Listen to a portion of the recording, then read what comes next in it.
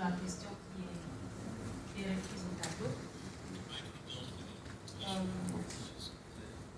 Ici au Burkina Faso, on couvre la saleté, pourtant il y a beaucoup de choses à bannir.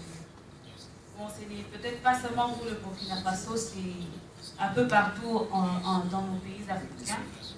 Au lieu de dénoncer les mal qu'il y a chez nous, au lieu de prendre nos dispositions pour chasser ce qu'il y a comme corruption, malhonnêteté, injustice sociale, nous sommes les mêmes à les couvrir et à faire comme si rien n'était. Alors dans notre groupe, comme discussion, nous avons ressorti certaines pistes de solutions, dont notamment avoir la transparence politique. Une transparence politique peut aussi permettre à ce qu'il n'y ait pas ce genre de saleté à couvrir, mais plutôt à libérer.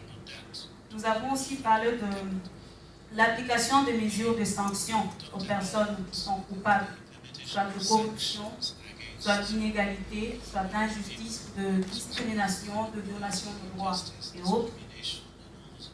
Nous avons aussi parlé de la dénonciation des irrégularités. Il est du devoir de la population, qui n'est pas dans les classes politiques, ou même qui y sont, de dénoncer ce qu'il y a d'irrégularité, de corruption dans le chef de ceux qui sont au pouvoir. Et pour parvenir à ces dénonciations, nous nous sommes dit que pour dénoncer qu'il y a eu une violation de droits humains, il faut être conscient qu'il y a eu cette violation.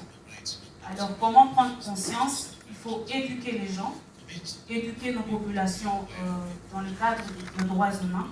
Il faut connaître que nous avions un droit et que ce droit a été violé pour le réclamer.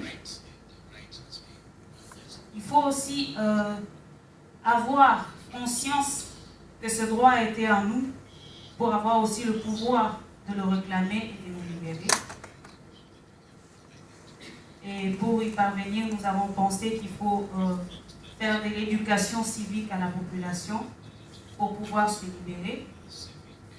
Comme c'est l'exemple encore du Burkina Faso, si nous pouvons faire un retour en arrière et voir l'image qu'il y a eu au Burkina Faso, la population burkinabé s'est elle-même libérée.